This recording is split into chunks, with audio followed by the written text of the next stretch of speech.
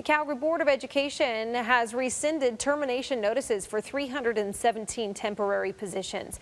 That's according to a budget update sent to trustees. The board plans to reallocate school maintenance money announced last week by the province. Education Minister Adriana LaGrange provided a one-time exception on annual maintenance renewal funding. In the report, the CBE superintendent stated the staff will return to schools for the rest of the school year. Trustees will be discussing this development at a meeting today at noon. Danielle Smith from Global News Radio 770 CHQR joins us to continue this conversation. What are we expecting out of that meeting, Danielle? Where do we go from here? I think this is such an unfortunate political game that is being played by the school boards to try to use kids and get them anxious about losing their teachers in order to put pressure on the government to rescind its cuts. I think it's terrible politics, actually. We see it all the time. And we're seeing it in virtually every area of public sector spending where you've got these so-called independent boards. This is what happens. They try to make the cuts in the most painful way possible so that the kids get together and they put a petition together to save their teacher. 350 kids signed this one petition for this one teacher in order to try to make the public believe that the cuts are extreme, they're out of the ordinary, and that frontline services are going to be sacrificed. Calgary Board of Education doesn't have a leg to stand on. So I'm going to say that the Education Minister, Adriana LaGrange, has their number. She was a board chair of a Catholic board. She knows that they have had a big accounting error where they booked $9 million in rental space as frontline teaching.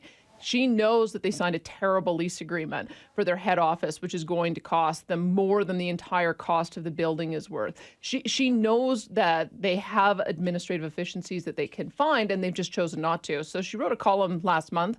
Evidently, she's prepared to make some accommodations for them this year, but she's put them on notice. Like, this is not going to continue, and she's going to continue with the internal review. It seems to me that every other board, that especially the rural boards, they've just gotten down to business. They've managed to find ways to modify the way that they allocate staff so that the classroom isn't affected. CBE is a bit of an outlier in that they're turning around and trying to make it as painful as possible. She called them out, and I think she won this round.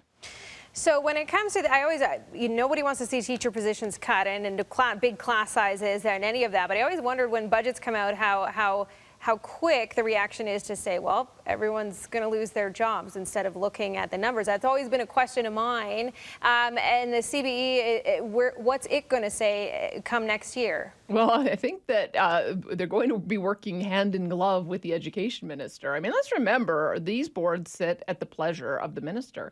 And if she loses confidence in their ability to oversee their administration, she could fire them all and hire a CAO, an administrative officer who reports directly to her to get it in order. And it's important. Calgary's board is not only the biggest in the province, it's one of the biggest in the country. I think that only Toronto has a bigger school board. It could well be that the CBE, with myriad problems, these problems go back to the 1990s. It may well be that it's just too big, and that the minister comes to the conclusion that it's too big to have effective oversight with 7 part-time trustees, and they need to break it down. Maybe we need to have 4 school boards in the city, 1 for each quadrant. Maybe we need to have more schools chartering directly with the province, the way charter schools do. I mean, if they can't manage these basic functions of oversight, then maybe there's something fundamentally dysfunctional about the structure of the board. And I think she's going to be pressing to find some answers. We'll see what happens at that meeting at noon today. Danielle, have a good show. Yeah, thank you. You can listen to Danielle starting at 9:30 on 770 CHQR.